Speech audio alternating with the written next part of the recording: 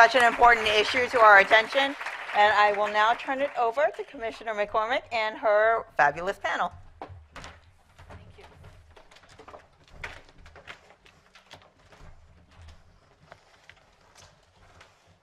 So first I want to say thanks to Michelle. We at the EAC are fortunate to partner with Michelle on a number of efforts to support accessibility at the polls. This was an interesting and thoughtful reflection on some of the obstacles that those in the disability community have when participating in the elections process. Now we're going to our next panel, and this panel will focus on cost-effective practices for providing language assistance. As many of you know, this is an expensive proposition to do what we have to do in language assistance.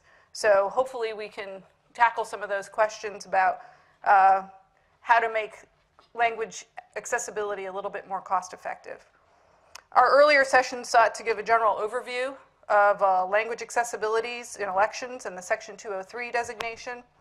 And now we're going to transition to a more targeted, specific ways in which election officials are working to serve their language minority voters and meet their language assistance requirements under the Voting Rights Act. And just a little history about this summit. It's now the third year. This summit's genesis came out of my work at DOJ when we worked on so many of the language cases under John Tanner, my former section chief, is here. We did a lot of language cases, and we found that a lot of the officials needed help. They needed to figure out how to meet their requirements. And so when I got to the EAC, I worked with Stacy Scholl, and we came up with this idea to try to get this information out to those who need it. And I think it's been a really effective manner of doing that. And we've had some feedback where people have taken some clips of former previous summits and shown them to their boards of supervisors and funding partners to get resources to be able to do these great projects in language accessibility. So election officials know better than most the importance of adopting strategies to spend their limited resources as effectively as possible, whether it's finding cost savings in big ticket items such as voting systems or shaving seconds off at the voter processing times at the polling place. Election officials are constantly finding ways to be more efficient and cost effective in their work. Providing assistance to voters with language needs is no different. Cost-effective approaches to language assistance are particularly useful for jurisdictions that are newly covered or expect to be covered soon under Section 203 of the Voting Rights Act. Indeed, newly covered jurisdictions often must meet these requirements with no additional funds from their state or local budget authorities. Our panelists today will explore this topic and discuss a number of issues, including collaboration with other jurisdictions on translation, leveraging existing resources, and partnering with local organizations to recruit and train bilingual poll workers. We'll also discuss some of the unique challenges faced by small and medium-sized jurisdictions in this regard, as well as jurisdictions that are covered for multiple languages. With me on stage today are three esteemed state and local election officials from Massachusetts, Rhode Island, and Texas, and one of the nation's foremost experts on language accessibility. So I'll start to my right, and I'll just give a brief bio, and then we'll start off on their presentations, and then we'll go to questions. Sonya Aston is the Administrator of Elections for the Clerk's Office in Harris County, Texas, where she has served for the past 7 years. Harris County, Texas is the second largest election entity in the nation with more than 2.25 million registered voters, and that's climbing. Sonya is a native Texan, but in her words, she has escaped a few times to Connecticut, California, and Alaska. And I'm sure it's a lot cooler here. What, 25 or 30 degrees today? Significantly. From the temperatures in Texas. Next to me on my right is your left. Kathy Placencia is the Administrator of Elections for the City of Providence, Rhode Island. She has served in this role for 14 years and previously worked in the Rhode Island Secretary of State's office. Kathy is also the chairperson of the Elections Committee for the Rhode Island City and Towns Clerks Association. Thank you for coming, Kathy. And on my left, your right, Michelle Tassinari is the Director and Legal Counsel in the Secretary of Commonwealth's Elections Division. She has worked in the Secretary's office since 1998, Massachusetts, I forgot to say, becoming legal counsel in 2000 and director in 2005. She has served on the EAC Standards Board and is the treasurer of the National Association of State Election Directors. And on my far left, your far right, Dr. James Tucker is an attorney with the law firm of Wilson Elser LLP in Las Vegas, Nevada, and serves as the pro bono voting rights counsel to the Native American Rights Fund, NARF. Dr. Tucker is a member of the National Advisory Committee, which provides input on race, ethnic, and other communities for improved census operations, survey, and data collection methods. Dr. Tucker's publications include a leading book on language access, The Battle Over Bilingual Ballots, Language Minorities and Political Access Under the Voting Rights Act. Thank you for being here. So, we'll go to prepared marks, and we'll just go down the line. I think you have a little clicker there. So, and then we'll shift into question and answer. Take it away, Sonya. Okay, great. Well, thank you so much for having me here. This is the second time I've attended and spoken, and I really appreciate the opportunity to be here. Welcome, and thank you for having me. As we mentioned, we are the second largest election entity in the nation, and very busy. We have 3 elections, basically every election. We have a ballot by mail, which is available for people over 65, disabled voters, and people who are out of the area during the course of the election season. We have 46 early voting locations, and then on election day we have anywhere from 750 to 800 locations that we deal with. We have 4 languages: English, Spanish, Vietnamese, and Chinese. Chinese is the most recent language that we have acquired, and that was in 2012. We started creating advisory groups, and those have been invaluable. Basically, we meet 3 or 4 times right before an election. This year, we're having so many elections, we're pretty much meeting the entire year.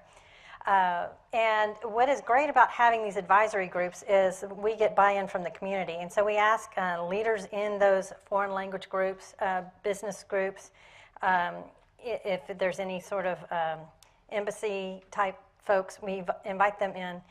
And we get them to help make decisions if it's a brand new jurisdiction to decide on dialect. For instance, with Vietnamese, it was very difficult because you had northern and southern Vietnamese and then pre and post communist regime. And the dialects were different, so we had to come to a consensus that the entire community would agree on. Chinese was similar. There's a number of different dialects in Chinese, and what we looked at was basically what the print newspapers were using and went along with that, but we still had the buy-in from the community. Also, when you're getting started, they're a great resource for helping with free translations, and they can actually set up meetings with communities and get people involved to understand what's going on and kind of spread the word about the election. And once you get them participating, it really helps getting the community involved. Also, we need them to help us recruit people to attend, to participate in the election and be part of our poll worker program, and also help us with hiring folks. We also work with the foreign language media. One great way is the media will have a building or area where they have conference rooms. Well, if you have your advisory group meetings at their location, you're getting the media involved, and so they are participating more in the decision-making process. They're hosting the situation. We have also been real lucky with our Spanish group in that they will donate PSAs all the time regarding the upcoming elections to get people involved. And we have a very successful phone bank where we're recruiting poll workers.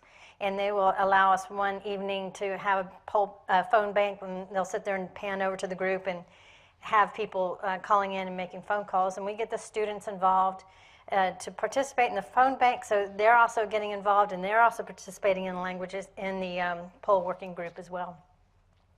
We also have a very good relationship with the billboard company in Houston, and we get donations, and we will put up posters about early voting, and a portion of those will be in Spanish and Vietnamese and Chinese as well, which actually accents the fact that we are actively engaged in providing the materials in these foreign languages.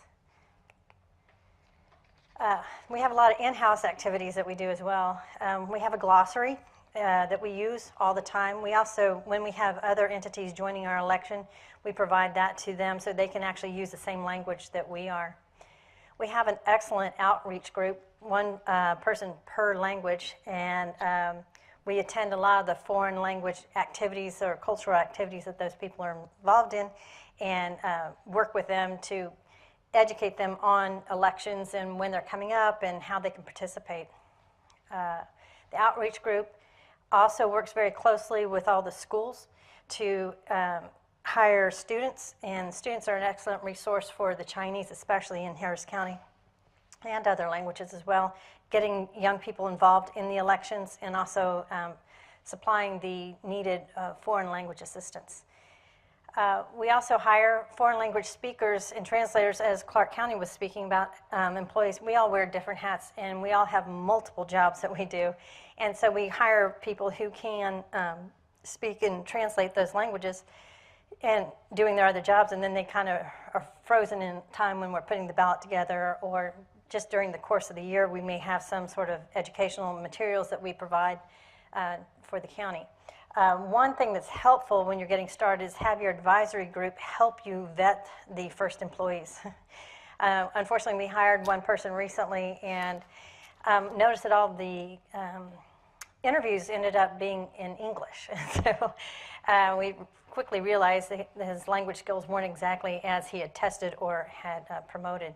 So it's good to have a number of people. Testing's not necessarily the be-all that end-all. Have community leaders actually talk to the person and see how they work with that. We also have a website, has all 4 languages that's available. If you have a new language, contact another jurisdiction that has that same language. Recently, Tarrant County in Texas, which is Fort Worth, started having Vietnamese, and we ended up sending them over all of our documents, which basically very nice package for them, very easy, and we'd be happy to do that for you as well. We also had some legislation change in Texas that required the state is coming out with a new document that they need to translate into the needed language that we have in our jurisdiction. That works most of the time, not all the time, but it is helpful. That is good. We also, there's something else I want to mention about that.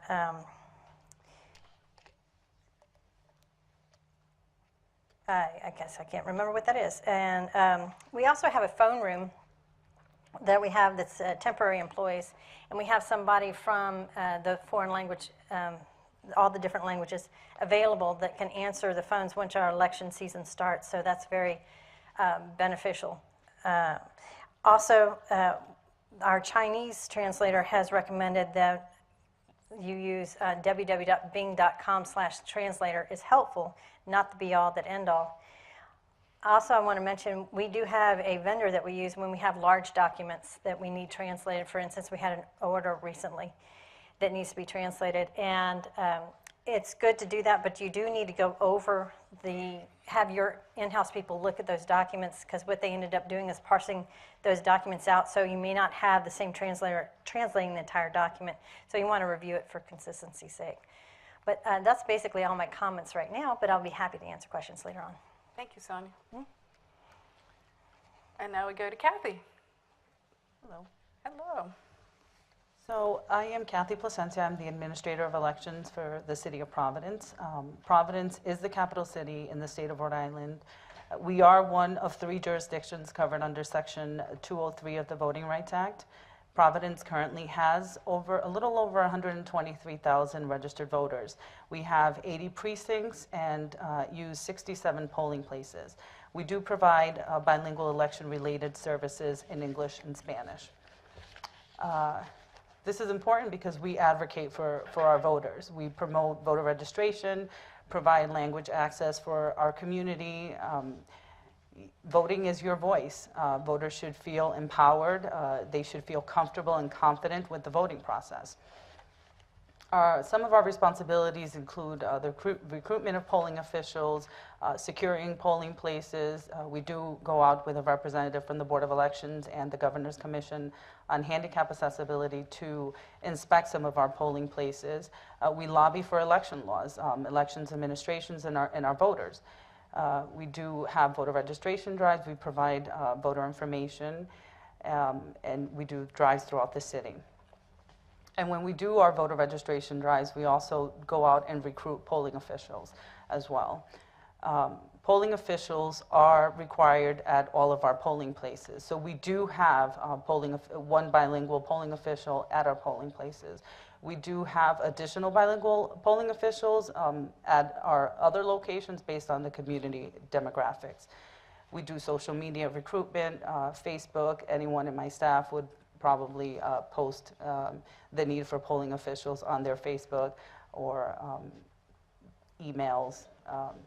And we also do contact high schools. We do contact some of the counselors so that they can give us polling officials, any of the high school students. And because those students are required to give us permission slips from their parents, in some cases we do recruit their parents as well. So we do get the mother, and child at the same polling place, which is great. And they get paid for their civic participation, which is also a plus. We do translation services. We translate in a way so that there is no room for error. You want to translate based on your community. You want to make it so it's understandable for them. We do use the EAC glossary, thank you. But we also reach out to other communities. We reach out to other jurisdictions that may use the same language. So that's very helpful. We also utilize the Secretary of State's office. We collaborate with them, and that's helpful as well. We do use the internet, but not for Google. We use it for contacting, looking at information in other states that might have the Spanish language, so that we make sure that we're translating properly. We provide the Board of Canvassers, or our office, is responsible for providing election day material or any election related information from the municipality, but the Secretary of State's office is responsible for translating ballots and election guides, and the Board of Elections is responsible for translating election day and polling place materials. We do have a bilingual clerk that translates all of our information, all of our documents and advertisements. All our documents are duplex, so any letter that goes out, it is duplex with English on one side, Spanish on the other side. So it does save on paper, however, we use a lot of ink. We do advertise in 2 local papers, Spanish papers, that do not run concurrent to each other. We want to make sure that our information is out there to our community. So the good thing is that we have a good relationship with one of the papers, so we don't pay. We send them the advertisement, they advertise for us.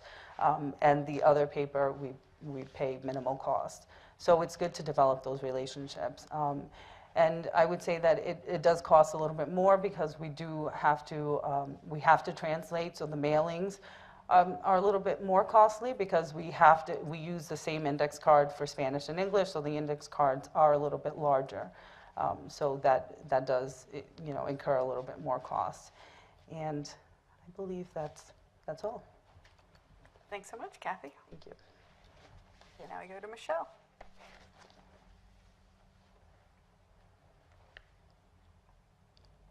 So in Massachusetts, we have over 4 million registered voters, and unlike most of the states, we don't have a county system. We do things by city and town. There are 351 local election officials that we provide assistance to. We do have some covered jurisdictions, and they have been covered. Some of them have been covered for a long time in Spanish, and then we've had recent additions as Chinese, and the most recent one was Khmer. So in the city of Boston, they are covered under Section 203 for Spanish. They have Chinese and Vietnamese ballots as well, but those are covered pursuant to special legislation. And then Chelsea, Holyoke, Lawrence, Lynn, Revere, Southbridge, Springfield, and Worcester are all covered under Spanish. Lowell is covered under both Spanish and Khmer, and this will be the first state election. in which they will have both on the ballot, and then Malden and the city of Quincy are covered for Chinese. What's interesting is that we provide, for those cities, they actually have their elections in odd-numbered years for their municipal elections. So they used for the last elections in 2017, for their municipal elections, they had their own translated materials. And then for the midterm elections, we provide all of that information. So we do all of the voter registration materials for the entire state. So we do the forms, and we do provide them and have been providing them in languages other than 203 languages since at least 1994 with the National Voter Registration Act. We also have an online voter registration system, and that is available in English, Spanish, Chinese, and Khmer. And those are, we've recently kind of restructured it to make it easier if we need to change translations, so that it's an easy swap out. So our tech team has been excellent in the development of that, so that we are not relying on Google Translate or anything like that. And so in Massachusetts, one of the issues that, as I mentioned, for our state elections is the Secretary of State's office prints and prepares all of the ballots for the state primaries and state elections. And all of those ballots are paper. So there is, we print and distribute them, and then as well as supplies such as the absentee ballot applications and absentee ballot envelopes. So we develop those. We work with a vendor. We bid our contracts, and then we get all of those materials, and they're delivered to the cities and towns. So in that process, we are the ones responsible for all of the translations for the state election. So we've been doing it for a long time, for at least Spanish. So at least translating the Spanish, we have a glossary of terms that we've consistently used. For our state primaries, the candidates can use an 8-word statement of public office that they have, that they hold or have held. Those are the ones that prove a little more challenging, because the statute provides that you can use 8 words, and then when you translate that, it's not 8 words. It could be significantly longer when you're trying to accurately describe what the office is if there is no equivalent translation for it. The other information that we do is we provide an information for voters booklet that is required by our state constitution, and that is something that has all of our statewide ballot questions. It is something that we release after the state primary, and it is distributed to every single household in Massachusetts. The Constitution says we provide it to registered voters. It's actually more cost effective to have it delivered to every household, and we do put a voter registration insert in it. It is distributed to every household in English, but on the front of the booklet, in the appropriate language, it does have to call to get the booklet available in the other language. So this includes the actual ballot question, a summary, a fair and concise summary, which is what appears on the ballot, the statements of an effective and a yes and no vote, arguments for and against it, and fiscal impact statements, and then the full text of the proposed law. So in it it's distributed to each household. It's available at each polling place. And then what we do is work with community organizations to figure out where we need to distribute it in other languages. So while it's advertised on the front of the booklet, the availability in the other languages, we reach out to community organizations to say that we've had a relationship with in the past to say, do you want some booklets? Could you distribute booklets for us? We also work with our cities and towns where they have group quarters to say, we think this is a group quarter where there are multiple people living. Is there a specific language need there that we should send the booklets to? So they're printed in English, Spanish, Chinese. We have a large print, and a version in Khmer this year will be new. And then we have audio and Braille versions available as well. And those are, again, we distribute the audio version and the Braille version and the large print through our Commission for the Blind and our Braille book and talking book and library. So our translation process, as I said, we've kind of developed a translation process over the years. We have a consistent kind of library of translations that we have used. But we do start with a professional translation company for the large translations. And then as soon as something comes back, we do provide it to the municipality and to community organizations to say, does this work for you? Is this being used in the right context? We do have a bilingual coordinator within our office, and she is able to review any of the Spanish that comes in, and again, work with Spanish organizations. But for the Chinese and the Khmer, which are definitely more challenging for anyone within our office, we do have staff in our office that have the language capabilities, but they will look at it, and we will also work with the community just to make sure that things are in the right context. And that's all. Again, we think it's a very cooperative working environment, but it does require the help of our local election officials and to identify groups within the community that can provide us with the assistance to make sure that what we are providing is not just a translation, but it's actually useful and helpful for the process. Thank you, Michelle. I'll go to Jim. So while it's loading, I have a lot of slides. I'm going to cut through a lot of them very quickly. The first 10 slides are basically setting out legal standards, and I will tell you what you need to know from them. This is a cost and effectiveness panel, so the focus on the first couple of slides, or the first 10 slides are, let's just see, is it? Middle. Middle, okay. Green button. Green button, got it. It was too obvious. So this just gives you an overview of what I'm going to cover, but the main thing on legal standards on cost, I want you to take away two things. One is that all the statutory provisions that you're going to see, and this will all be available through the EAC website, so you can, pardon me if I go through them quickly, is there's no exception for cost in the statute. It says that jurisdictions that are covered are required to do it. The other thing I want you to take away from those slides are that you heard a mentioning of targeting. Targeting is not in the statute. It's been interpreted through the Department of Justice regulations. And basically what it says is that you can target to those communities or those precincts where there's actually a need for language assistance. And generally speaking, that doesn't mean that if you have like one limited English proficient voter in a single precinct that you have to have a bilingual poll worker there.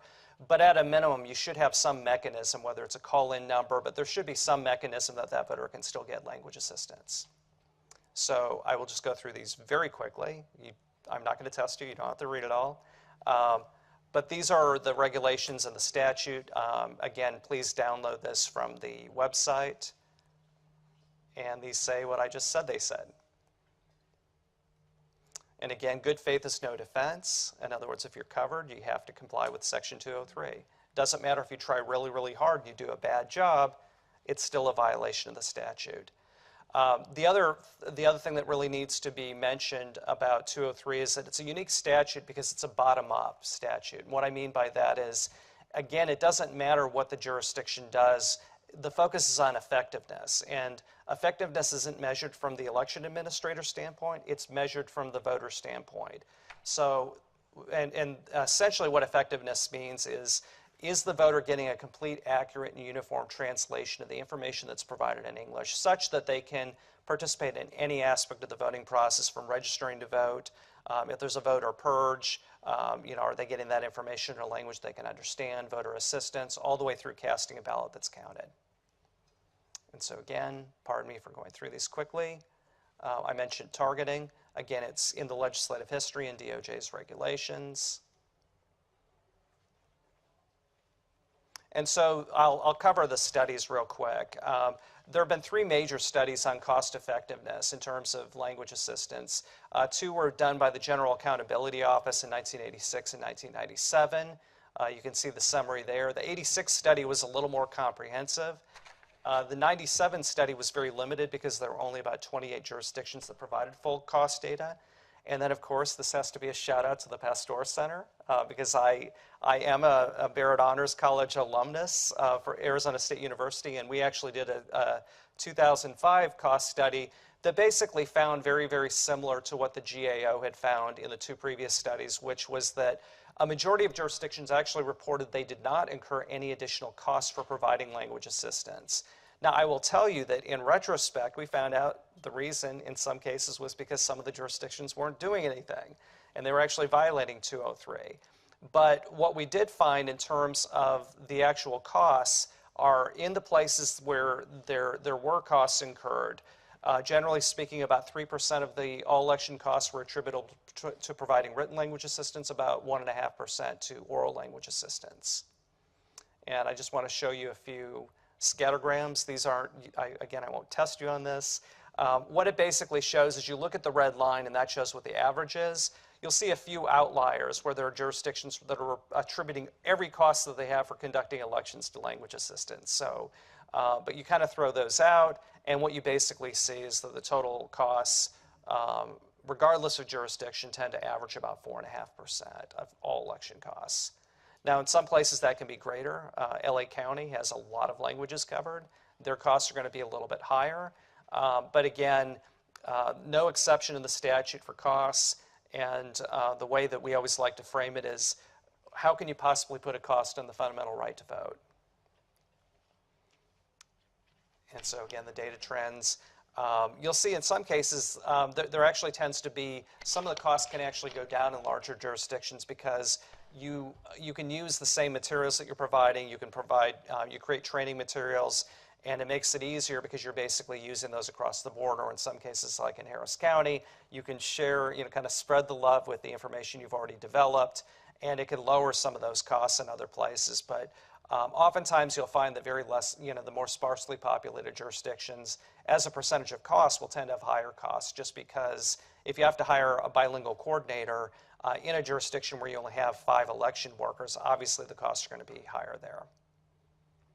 So cost of noncompliance. I'm a litigator. I love litigating. I love working even more with jurisdictions that are collaborative and working with us, as we're going to hear from our friends in Alaska shortly. But I'm also going to mention that we spent a decade suing Alaska. I didn't have a good time up there because I didn't get to see much of the state. I mainly saw the inside of a courtroom for the better part of a decade, but it was very expensive. You look at the total costs, and the costs between the 2 cases that we brought up there were well in excess of $5 or $6 million if you add up our costs and the cost of the state. Very bad press for the state. And then, of course, trying to get caught up and remedying the problems, the violations can be even greater. So I'm going to talk real quick. This is an add-in from one of the things I talked about last year. You had heard some references earlier to mail-in voting. It's a very unique issue because mail-in voting, in theory, is a great idea because it's making voting more accessible and it's allowing voters to vote when it's convenient for them. But it raises the very important question of how do you address populations, particularly limited English proficient populations, including a very high percentage of whom who are functionally illiterate. How can you accommodate them to make sure that you're making it as accessible for them? You'll see some of the findings that I have in there, as well as on the next slide. We just finished conducting a series of field hearings, 9 field hearings in 7 states with over 125 witnesses, almost 5,000 pages of transcripts.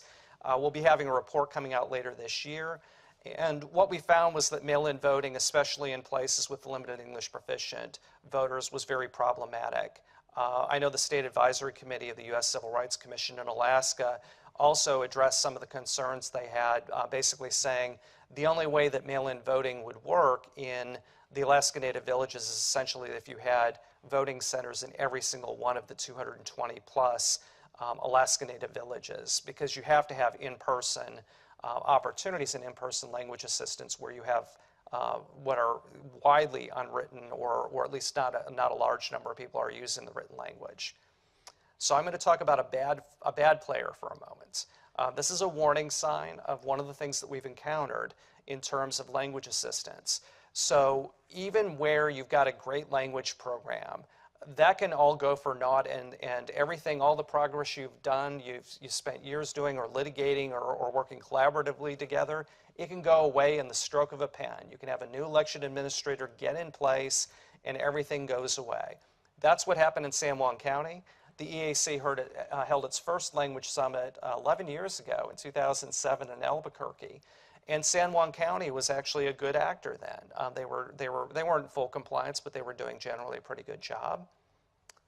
And the issue you see the kind of the pink at the bottom, that's the Navajo population in San Juan County. It comprises roughly about 60% of the county's population in San Juan County, Utah. What happened? The county commissioners, the 3 county commissioners, decided they wanted to disenfranchise Navajo voters What better way to do that than to go to an all vote by mail system that's all in English? They eliminated all of the in-person polling places on tribal lands and managed to get them sued in the process by the Navajo Human Rights Commission and several individual voters who actually testified at our field hearings. And not surprisingly, they lost the litigation. The problem is that a lot of the trust that they built up with the Navajo Nation over many years was undone by doing this. Everything that they had done in the way of language assistance was undone. And again, I think it's going to take many years to get back to where they were back in 2007. I'm going to acknowledge the folks from Alaska, Indra and Dr. Walkie Charles, who you're going to hear from a little bit later. Dr. Charles was actually our expert in the Toyocook litigation. This is actually a success story, but a success story that remains, it's a story that remains to be told because we don't know where the path is going to lead. The concern that we have is that everything great that you're going to hear that Indra has done, and she's really made magnificent work building from the litigation that we brought.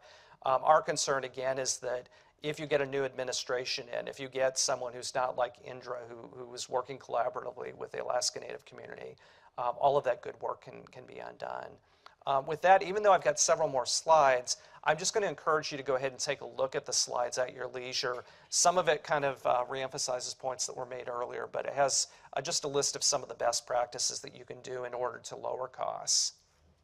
But with that, I'll turn it back over to the Commissioner for questions. Thanks. Jim, what is the legal standard for how complete your language accessibility program has to be? How far do you have to go? So, I mean, one of the things in a perfect world, we used to say, well, is it a strict liability standard that it has to be verbatim? The answer is generally no.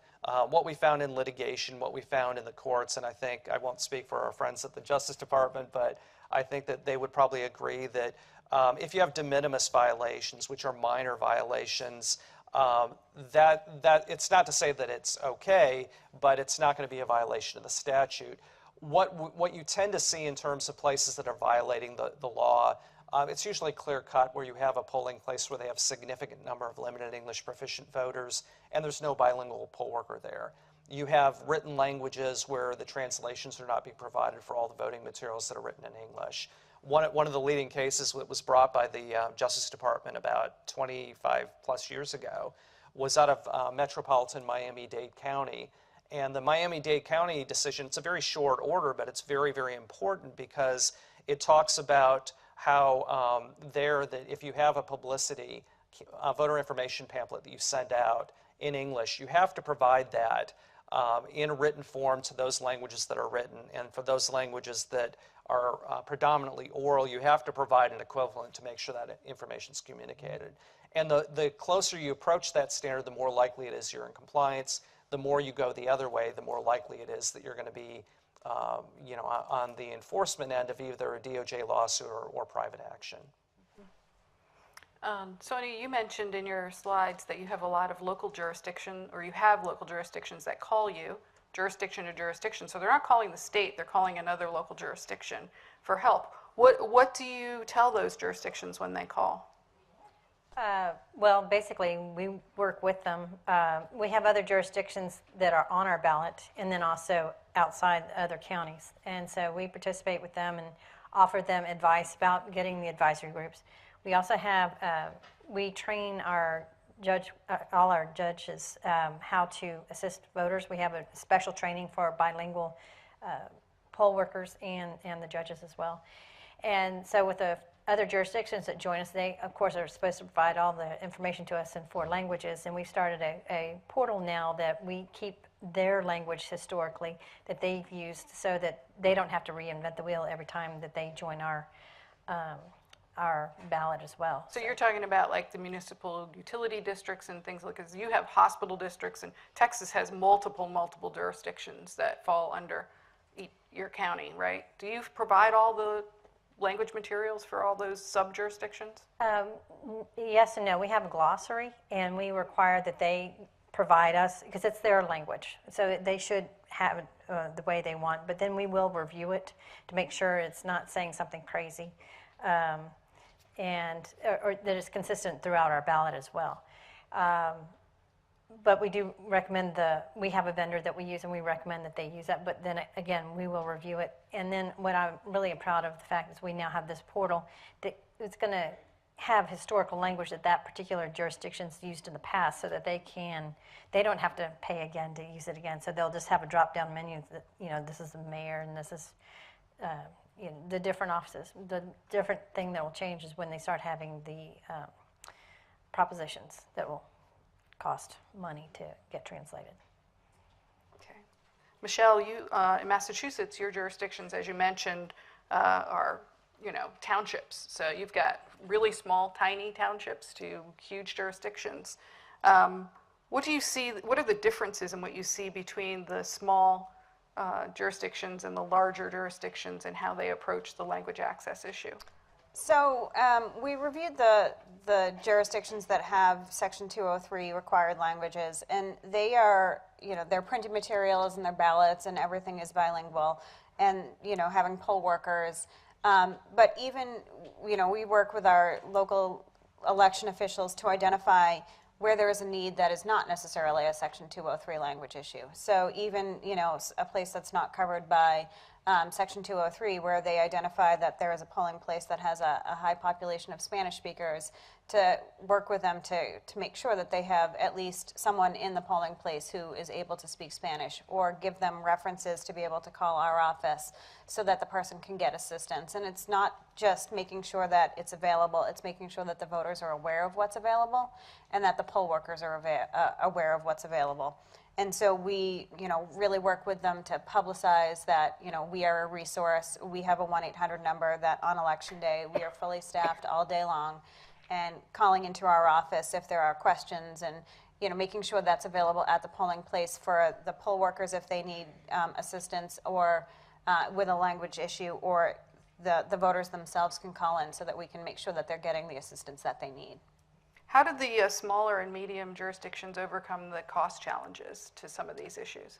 So the jurisdictions that are covered under the language requirements are larger jurisdictions to begin with. So, incorporating the translated materials, again, we've had a lot of them, so we work with them to be able to provide that.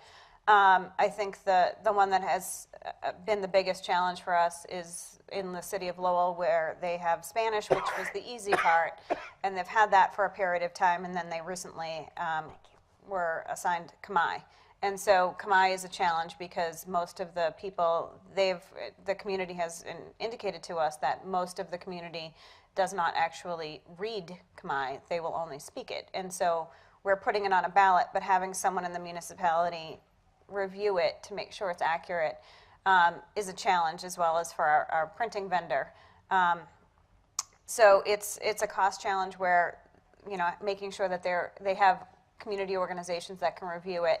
And we do recommend that if they're going to have like a long ballot proposition on their local ballot, that they need to use a professional translator and get the community feedback. So, and we assist them with that, but it's a challenge just to get the poll workers, I think, and to get bilingual poll workers, I think, is the biggest challenge for our local election officials. To get poll workers generally, but then to get them that can offer language assistance. Our requirement is that you have to be a registered voter in Massachusetts to be a poll worker.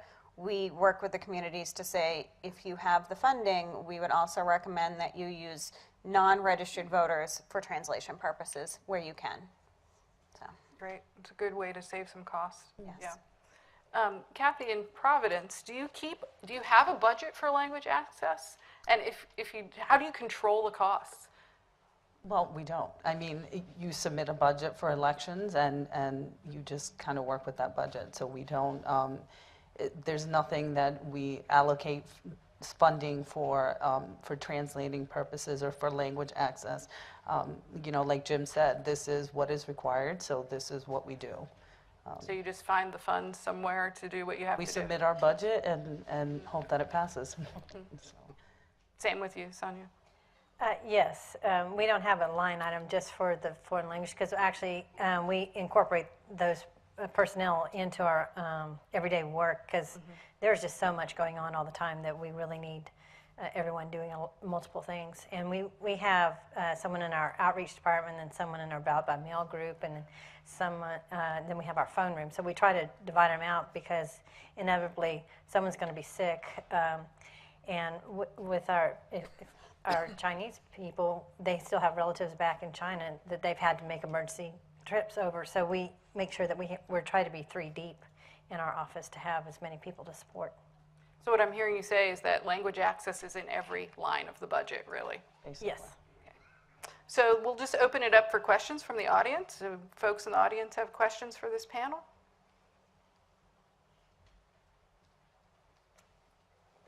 Got one over here. Maybe there's one over there. Oh, yeah, I had a question regarding litigation activities.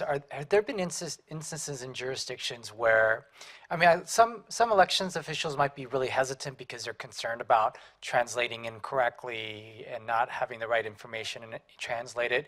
Has there been concerns in terms of litigation as it relates to that you've seen? Or is that a false concern? No, I mean, I think it's a legitimate concern, and in some respects, it actually is what we experienced in Alaska. And again, this is all pre-Indra, so I'm going to, she shares none of the blame for this. But in Alaska, they had bilingual poll workers, but the issue was that they weren't providing any written translations in advance, and poll workers were being required to translate things on the spot. And so the level of information, the quality of information, and the accuracy of the translation varied a lot from person to person.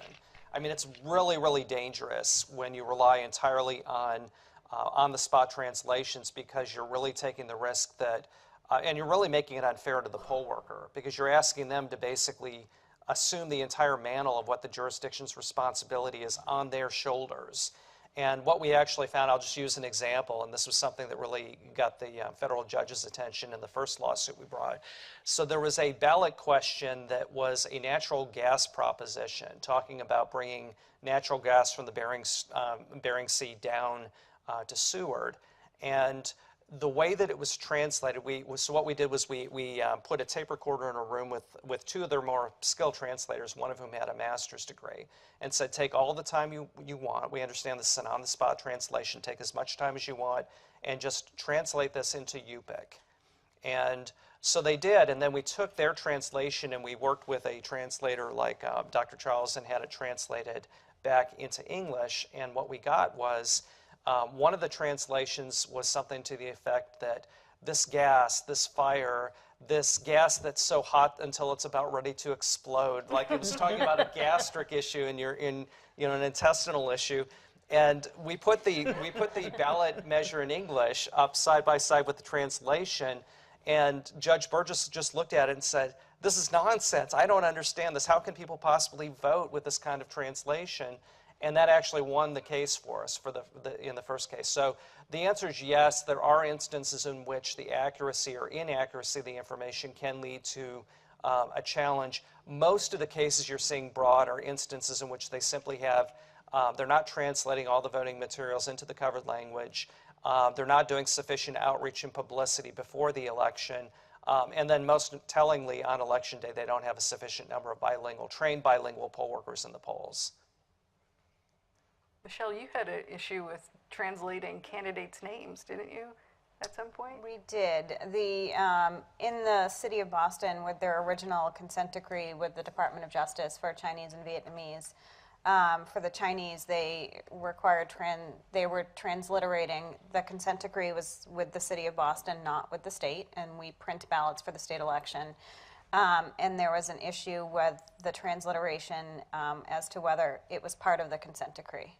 And we were in court with the City of Boston and the Department of Justice, at which the court concluded that the consent decree did not cover transliteration.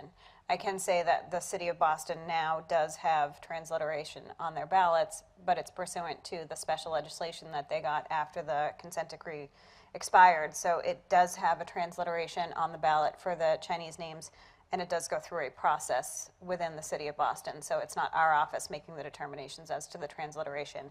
They provide them to us. So Mitt Romney was like sticky rice or something, right? I'm not sure if it was Mitt Romney or Mayor Tom Menino. One of them was sticky rice in the transliteration that was brought to the attention of the court. Yeah. so we can get into some trouble with these things. Yes. Another question. We have one over here.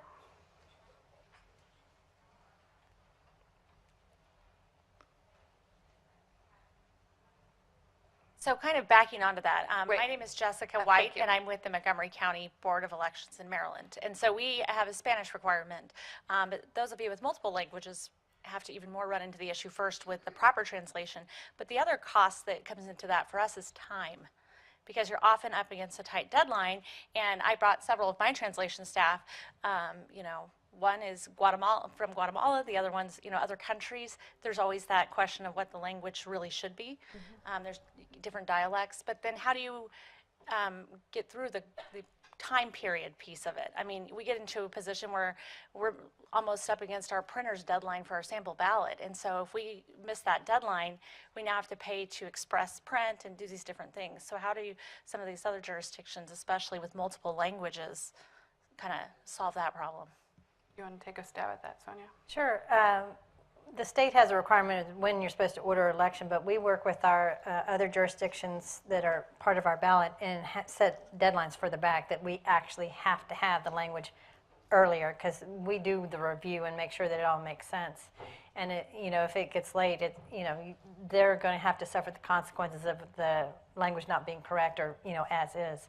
So we really push very hard with anyone joining our election to do it several weeks in advance to get us that language, and work really hard with those people. And we actually print in-house, because we found we didn't, with as many ballots as we have, we can't depend on an outside vendor to supply it for us.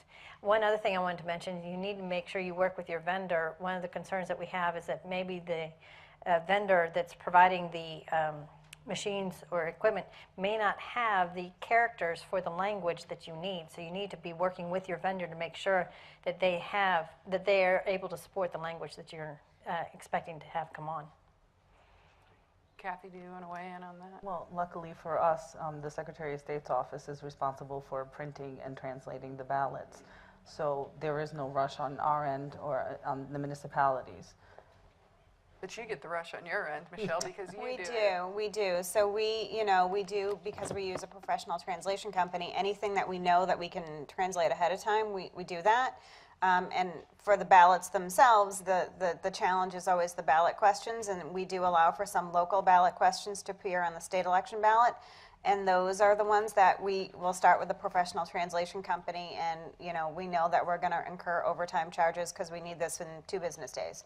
And then getting it back to the municipality for them to review it, and then going back to the translation company. So there is the back and forth, and so that does become a challenge for us.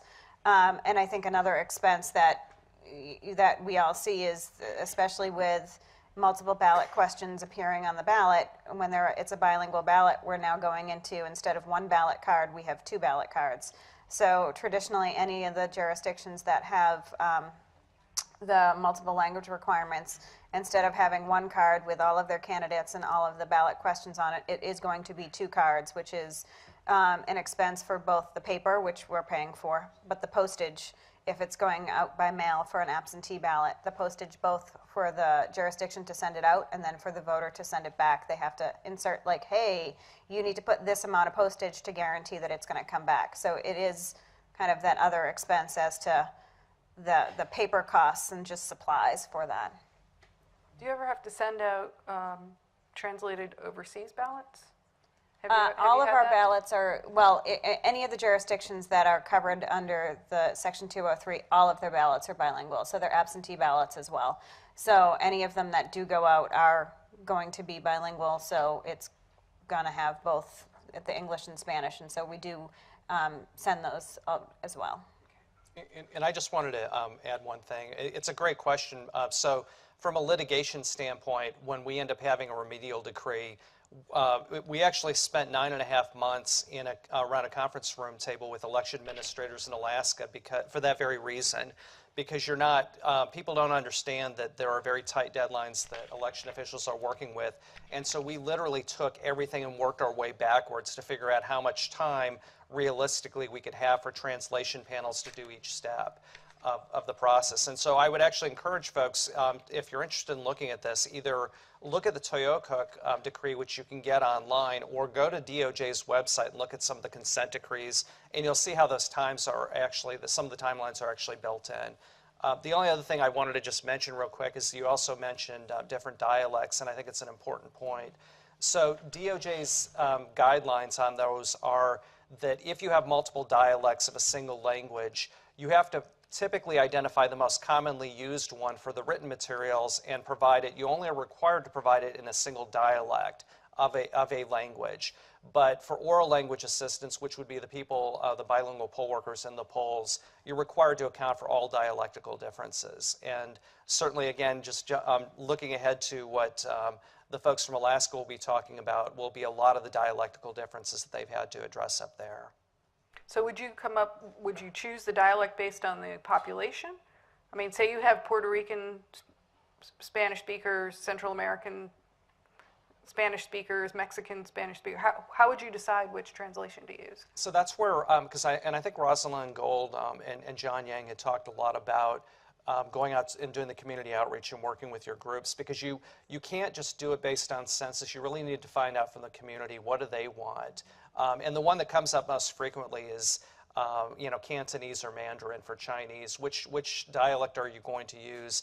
And the answer is you should use whichever dialect the civic groups are telling you is the one that's most likely to be used the most among that population. So that interaction with the civics groups, it's invaluable really for doing this work. It is. You cannot have an effective language program without having those community relationships. Other questions? One here. Hi, Jacob Broussard from the National Congress of American Indians. Acknowledging that language is inseparable from culture in all communities, and particularly in American Indian and Alaska Native communities, what efforts do you all see being done to diversify administrators and poll place workers in those communities where there is a unique, there are unique challenges and implications due to issues such as intergenerational trauma and mistrust of government and poll place institutions and infrastructures? Well, basically, it's I've alluded to before, having the community groups and basically getting people to buy into what we are doing, because you have your leaders in the group being part of your advisory group, and they are going to go out into the communities and explain what was going on and explain why you need to get engaged into that. Because of course, as you mentioned, if our people go out and talk to groups, sometimes they're not as readily accepted because it's government talking to them. But if you stand side by side community leaders, you do get more of a buy-in from the community as well. Plus, if we start participating in the cultural events that are out there, such as, there's festivals and fairs, we will have a booth out there talking about elections and what's going on. We also participate in the naturalization ceremonies. Being out there and available and making people aware of what's going on, trying to gain the respect and support for those communities and letting them know that we are a resource for them. Anyone else want to speak to that? No? Well, I guess the other thing I would say is that the American Indian Alaska Native communities are unique among all the four major language groups in that there are such difficult hurdles you have to overcome to convince people on why they should vote in a non-tribal election system to begin with. But turning to the cultural issue, the other aspect for language assistance that can make it very challenging, particularly in some of the southwestern states, especially Arizona and New Mexico, is many of the Pueblo languages are considered to be historically unwritten. In some cases, like Navajo, they'll actually write out phonetically what you need to say. But many of the Pueblo languages, it's culturally inappropriate to ever use their language in written form, which what we found really places the burden on individual one-on-one translations, and so that individual bilingual poll worker has to build up a rapport with the voters themselves to get them to vote. I think, and we have a pretty diverse group of polling officials, and I know for us, we try to put our polling officials within their community so they're close by. And so that makes it a lot more comfortable for voters to come in because they're seeing a familiar face. They see someone from the area, and they're more comfortable to, go into the polling place and have a conversation with that polling official and feel comfortable. Question back here? Michelle, I was hoping you could elaborate more on how you... Name. I'm sorry. Please give your name. Sure. My name is Thad Hall. And I was hoping you could elaborate on how you handle the situations with Kamari voters who have oral communication skills but don't read the language. And can you talk a little bit about the process of how those voters are assisted and how that works in a practical way, and what guidance you give to local election officials in dealing with those types of situations? Sure. In the city of Lowell, which is where they are covered for Khmer, they actually have they have elected representation in the city that do speak Khmer. So it's a strong Cambodian population. They do have a community organization where they work through that organization. One thing that is, we in Massachusetts, our accessible voting equipment is the Automark Voter Assist Terminal, which has the audio capability, and we are working with the community to have one of their own members doing the oral translation for that, so that not only do they have bilingual poll workers who will be there to assist them, they can use the Automark Voter Assist Terminal to listen to the ballot questions, to listen to what's on the ballot, to hopefully make that process easier so that they're not necessarily relying on waiting for one-on-one translation or assistance with someone in the polling location. So that is the biggest challenge, because they've identified within the community that not many people do read the language. It is something that is primarily something that they speak with each other. So the city has been great where they have, their connections within the community to be able to work with us to say, hey, this is the translation we came up with. What do you think? Does it work for your community? Are there better words that we can use? But I think having that Automark Voter Assist Terminal with the audio capability will be a great asset for, at least for the November election, where we will have 3 ballot questions that I think are going to be important. And again, being able to provide the translations with that audio, as well as working with the community groups ahead of time to figure out what other needs they might have for election day will be important. Other questions? I kind of have a follow-up to that. Jessica White again with Montgomery County. And in these languages that aren't written but spoken, we often get into the issue with notification of the election, what the ballot questions are ahead of time, when the election is, and so forth. So how do you go about communicating that or getting that out to the community? Is it just traditional outreach methods, or are there other things that are set up within the community for that kind of information to stream?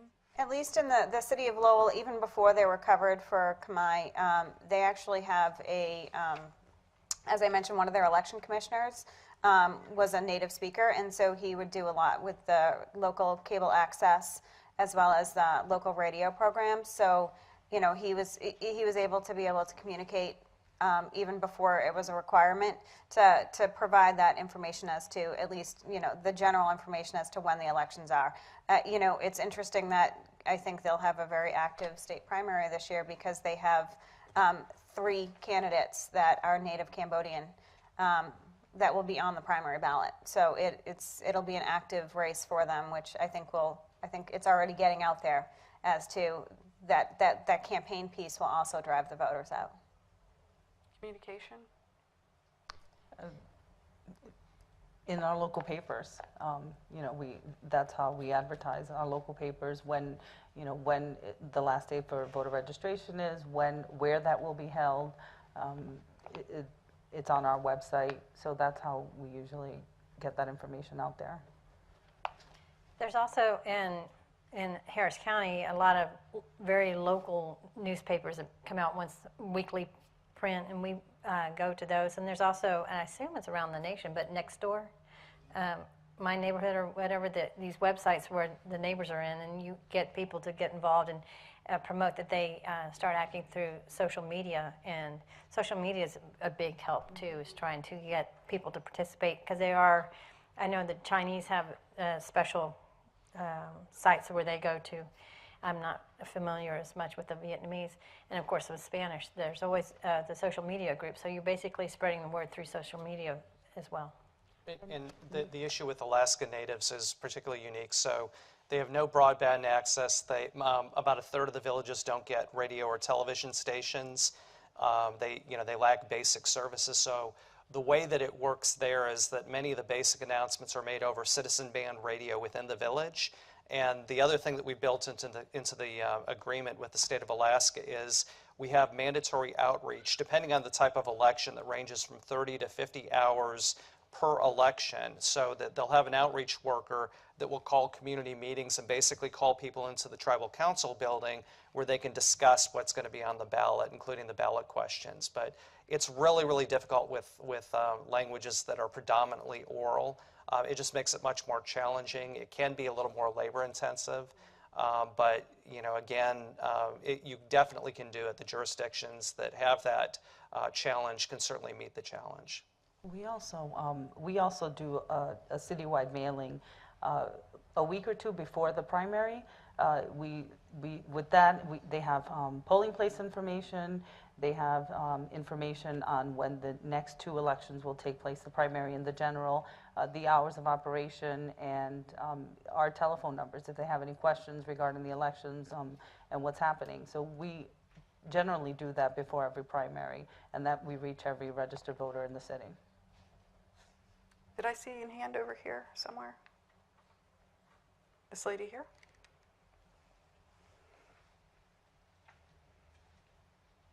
Thank you. Thanks for this panel. My name is Li Yang. I would like to talk about the cost. How are we going to improve the government function and the election process? And printing is very costly, and usually a lot of waste. If you can give people some literature, you just throw it away. So I just wonder if we have a government maintain the West Cyber Archive, they have a very rich candidate information and talk about real issue. How do they going to resolve the government problem or citizens' problem? That's one thing. And currently, is even election process, the election office, they can give you false information against some candidate or some false fake requirement. So they say the candidate will be not eligible for file another candidacy. What is your question? My question is, this is a part of the problem. I just wonder how we're going to solve problem. Like mailing or printing, now we run the election all the time. They waste a lot of money, millions of dollars, without improving government function. I just wonder if we can trim those the process. And instead, we have all this government information maintained somewhere, which the people can depend on anytime. You don't have to wait for election process or the voting period for 2 weeks. Just about year round. And currently, the election office, they can have a very true or false legislation. They abolish all those information. That means the archive is not maintained.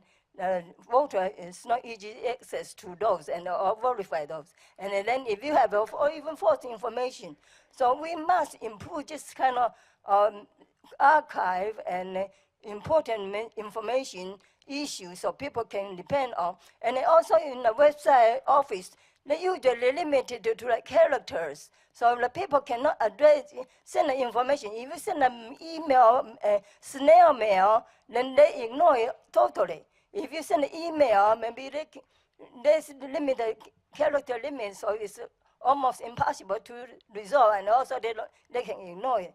So Thank you for your question. Let's.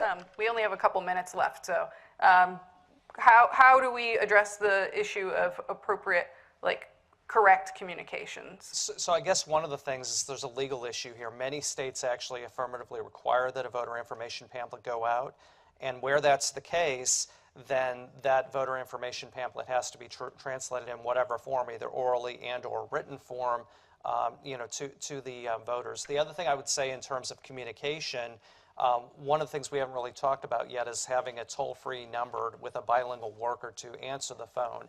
It tends to be a very cost-effective way to get people, to be able to get the information they need. They will have someone who can communicate directly with them in the language and dialect that they speak.